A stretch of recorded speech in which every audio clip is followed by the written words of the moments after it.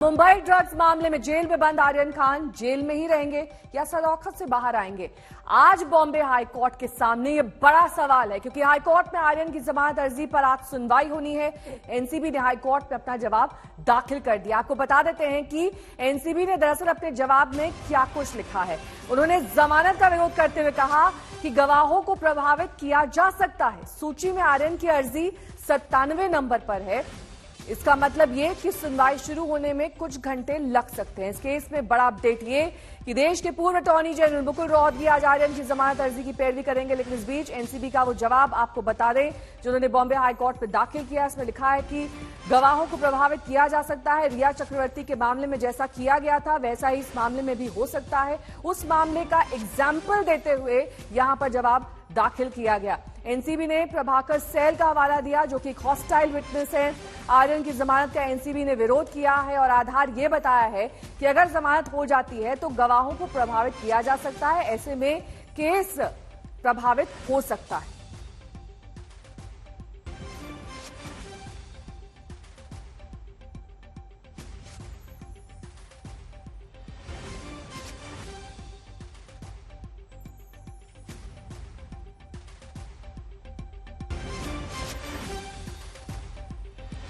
दिवेश सिंह मेरे सहयोगी इस वक्त एनसीबी दफ्तर के बाहर से जुड़ गए हैं। दिवेश, देखिए अब ये पूरा का पूरा मामला दरअसल इस बात पर भी टिक गया है कि किस तरीके से एक एक करके विटनेस हॉस्टाइल हो रहे हैं। यही बात एनसीबी के जवाब में भी कही गई। उन्होंने कहा है कि रिया चक्रवर्ती के मामले जैसे ही इस मामले में भी गवाहों को प्रभावित किया जा रहा है। ऐसे में जमानत नहीं होनी चाहिए।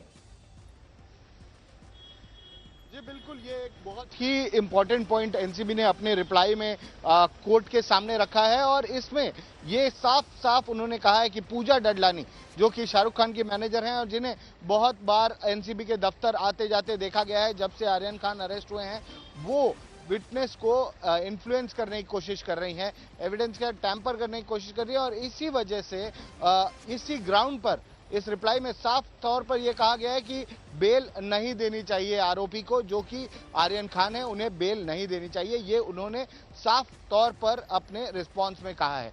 अभी इस पर आर्ग्यूमेंट होनी बाकी है, पर जो हमेशा देखा जाता है कि जब भी कोई एजेंसी बेल अपोज करती है या बेल के खिलाफ जाती है किसी के, तो सबसे पहले जो वो पॉइंट रखती है कोर्ट के सामने वो यही है कि आरोपी छूटने के बाद विटनेस को इन्फ्लुएंस करेगा, आरोपी बेल पर छूटे जाने के बाद एविडेंस को टैंपर करेगा, सबूत के साथ छेड़खानी करेगा। इसी वजह से बेल नहीं देनी चाहिए। यहां पर तो आरोपी छूटा भी नहीं है, आरोपी को बेल नहीं मिली, पर आरोपी से जुड़े जो व्यक्ति हैं वो विटनेस को इन्फ्लुएंस कर रहे हैं। तो ये बात प्रभाकर साहिल के बारे में हो रही है। जो ये प्रभाकर साहिल वही हैं जिन्होंने ये भी आरोप किया था कि 25 करोड़ रुपए की बातचीत चल रही थी। केपी गोसावी जो उनके वरिष्ठ थे जिनके साथ वो काम किया करते थे, वो पैसे कलेक्ट करने वाले थे, वो पूजा डडलानी से बातचीत कर रहे थे और 25 करोड़ की मांग करनी थी, फिर 18 करोड़ पे मान जाना था, जिसमें से 8 करोड़ रुपए समीर वानखेड़े को दिए जाते, 10 करोड़ वो और सैम डिसोजा नामक व्यक्ति रखने वाले थे। और इसी बात पर, इसी एलिगेशन पर विजिलेंस की एक इंक्वायरी भी बैठी है नारकोटिक्स कंट्रोल ब्यूरो के हेडक्वार्टर्स में, जहां पर समीर वानखेड़े एक रिव्यू मीटिंग के लिए गए हैं। पर उनसे इस बारे में भी सवाल जवाब किया जाएगा। इस इंक्वायरी में भी उन्हें, इस इंक्वायरी को भी उन्हें फेस करना पड़ेगा जो विजिलेंस द्वारा की जा रही है नारकोटिक्स कंट्रोल ब्यूरो हेडक्वार्टर्स में। ठीक है दिवेश, लौटेंगे आपके पास क्योंकि अभी सुनवाई शुरू होनी बाकी है। लेकिन इस बीच क्रूज ड्रग्स मामले में आर्यन खान और अनन्या पांडे को लेकर नया खुलासा हुआ है। दरअसल उनके व्हाट्सएप चैट्स सामने आए हैं और इसमें यह साबित होता है कि दोनों ड्रग्स खरीदने के बारे में बातचीत कर रहे थे। ये व्हाट्सएप चैट्स आर्यन और अनन्या के खिलाफ बड़ा सबूत हो सकते हैं। और इस खुलासे के बीच आज ही आर्यन की जमानत अर्जी पर बॉम्बे हाई कोर्ट में सुनवाई शुरू होने जा रही।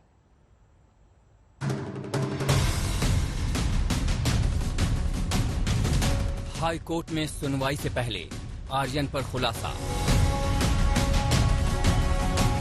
व्हाट्सएप चैट से आर्यन अनन्या की बढ़ेगी मुश्किल। ड्रग्स पर दोनों में बात और बढ़ेगी आफत। क्रूज ड्रग्स केस में ये सबसे नया खुलासा है।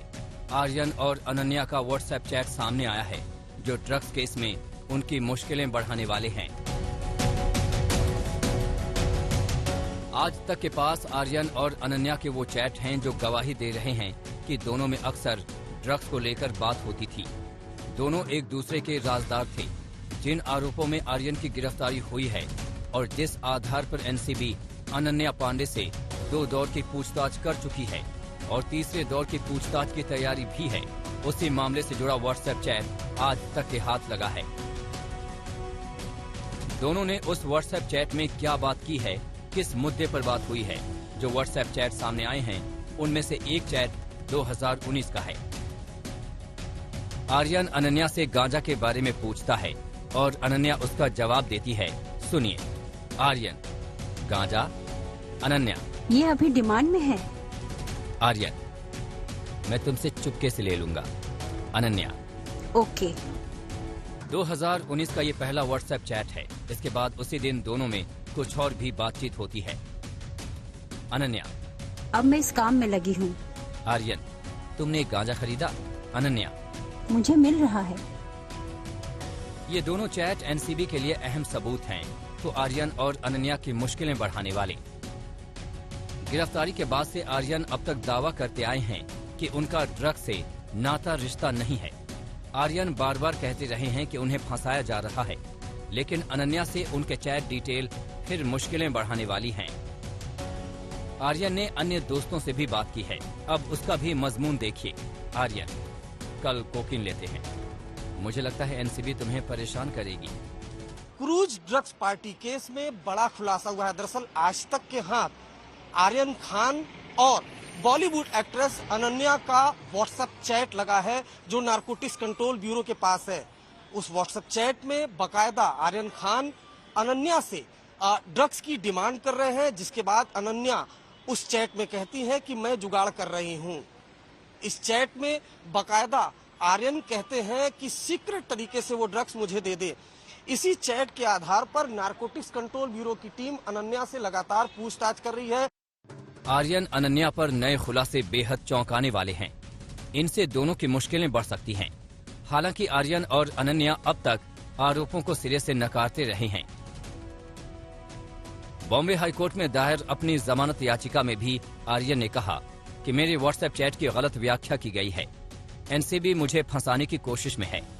क्रूज पर छापेमारी में मुझसे कुछ भी नहीं मिला। किसी भी अन्य आरोपी से मेरा संबंध नहीं है। सिर्फ अरबाज मर्चेंट और अचित कुमार को जानता हूं। लेकिन अब नए व्हाट्सएप चैट के खुलासे के बाद आगे क्या होगा? व्हाट्सएप चैट के ऊपर सुप्रीम कोर्ट ने ऑलरेडी काफी जजमेंट्स दिए हुए हैं और ये बताया है कि व्हाट्सएप चैट जो है वो सिर्फ जरूरी नहीं है कि वो एडमिसल हो कोर्ट के अंदर, और अगर हो तो उसके काफी क्राइटेरियाज और काफी चीजें होती है रिकॉर्ड पे प्रूफ रखने के लिए। जहां तक इस केस में व्हाट्सएप चैट की हम लोग बात करें, इस केस को लेकर, इस केस में व्हाट्सएप चैट के अंदर जहां तक जो भी चीजें रिकॉर्ड पे अब तक सुनने में आई है और देखने में आई है वो यही है कि हैव अ ब्लास्ट और बल्क की बात की जा रही है, लेकिन उसके अंदर कोई बल्क या ब्लास्ट के अंदर कोई ड्रग्स की बात नहीं की हुई है कि ड्रग्स के बारे में कोई मेंशन है। बॉम्बे हाईकोर्ट आर्यन की जमानत याचिका पर सुनवाई करने जा रहा है। एनसीबी ने भी मन बना लिया है कि सभी आरोपियों की जमानत का विरोध किया जाएगा। एफिडेविट फाइल करेंगे? एफिडेविट फाइल करेंगे? नहीं, आज एफिडेविट का नहीं है, आज सिर्फ बेल का मैटर लगा। तो बेल का विरोध करेंगे सर? सर बेल का विरोध करेंगे? आप देख पा रहे हैं जो ये बीवी सिंह है, आर्यन केस के आईओ हैं, और इनके हाथ में आप देख पा रहे होंगे जो ये लाल रंग की फाइल है। इसी फाइल में कुछ दस्तावेज है, वो दस्तावेज लेकर जा रहे हैं। बहुत मुमकिन है कि जो वकील है उनसे मिलने के लिए ये जा रहे हैं। हाईकोर्ट में सुनवाई शुरू होने वाली है। आर्यन की ओर से इस बार पैरवी पूर्व अटॉर्नी जनरल मुकुल रोहतगी कर रहे हैं।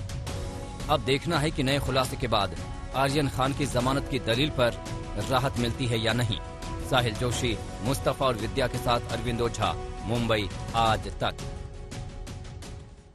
तो एक तरफ आर्यन खान की जमानत पर कानूनी दांव पेच बखूबी चल रहे हैं, दूसरी तरफ एनसीबी के जोनल डायरेक्टर समीर वानखेड़े पर आरोप प्रत्यारोप का दौर जारी है।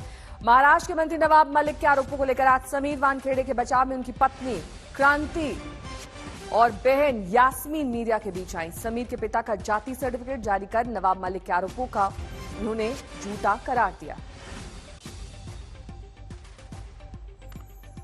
मुझे ऐसा लगता है कि उनके पूरे गांव का आप सर्टिफिकेट देख लीजिए, पूरे उनके वानखेड़े परिवार का आप सर्टिफिकेट देख लीजिए, और जो डैडी ने भी दिखाए थे कल और प्रूफ भी किया है कि उनकी कास्ट ओरिजिनल है, और एक इंसान सर्टिफिकेट बना सकता है ना, पूरा गांव थोड़ी ना बना लेगा सर्टिफिकेट। सो मुझे ऐसा लगता है थोड़ा रिसर्च उसमें तो उनका थोड़ा कम पड़ गया, जरा ज्यादा बेटर प्रिपेयर हो गया।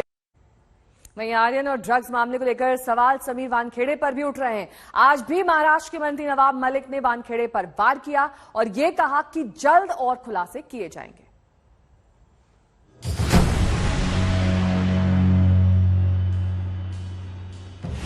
एक गंदी मछली पूरे तालाब को गंदा कर देती है। ड्रग्स रैकेट की जांच पर अब सियासी आंच है। सवालों के घेरे में हैं समीर वानखेड़े, मुंबई में तैनात एनसीबी के जोनल डायरेक्टर। वानखेड़े के खिलाफ एक बार फिर से महाराष्ट्र के मंत्री नवाब मलिक ने खुलेआम आरोपों की झड़ी लगा दी, बेनकाब करने की चेतावनी दी, झूठ उजागर करने की धमकी दी और वानखेड़े को चैलेंज भी कर दिया कि मेरे आरोप गलत हैं तो सच्चाई बताएं। कहा जा रहा है कि जाली सर्टिफिकेट नवाब मलिक ने रखा है। अगर ये जाली है तो असली कौन सा है, ये उनके परिवार के लोग या स्वयं वो असली सर्टिफिकेट लाएं। वानखेड़े साहब को मैं कहना चाहता हूं कि समीर वानखेड़े का कास्ट सर्टिफिकेट लोगों के सामने रिवील करें। नवाब मलिक उस सर्टिफिकेट का हवाला दे रहे हैं जिसे उन्होंने जारी करते हुए वानखेड़े पर बड़ा हमला किया, तो परिवार वालों ने पलटवार में देरी नहीं की। समीर दाऊद वानखेड़े ये एक फर्जी व्यक्ति है। बर्थ सर्टिफिकेट उनका समीर दाऊद वानखेड़े का है। बर्थ सर्टिफिकेट में टेम्परिंग करके जो उनके पिताजी ने धर्मांतर करने के बाद नाम बदला था उसे फिर दुरुस्त किया। उसके आधार पे कास्ट सर्टिफिकेट निकाला गया। जो दलित कैंडिडेट थे आईआरएस के, उनके अधिकारों को फर्जीवाड़े के जरिए छीना गया है। उसका बदनाम करने का दो तीन रीजन हो सकते हैं। नंबर 1, उसके जवाई को अरेस्ट किया। नंबर 2, हो सकता है उसके ड्रग माफिया से संबंध हो सकता है उसका कोई भी ऐसा उसने सुपारी लिया हो कि वो बॉलीवुड से हॉलीवुड से किधर से कि भाई तुम्हारी इसमें खड़ा रहता हूं तो मेरे को कुछ भी हो सकता है। वो आदमी कोई भी लेवल तक गिर सकता है। अब महाराष्ट्र सरकार और समीर वानखेड़े पर आर्या पार वाली लड़ाई चल रही है। इसी की अगली कड़ी में आज नवाब मलिक ने दो टूक कहा कि मैं अपने बयान से पीछे नहीं हटने वाला।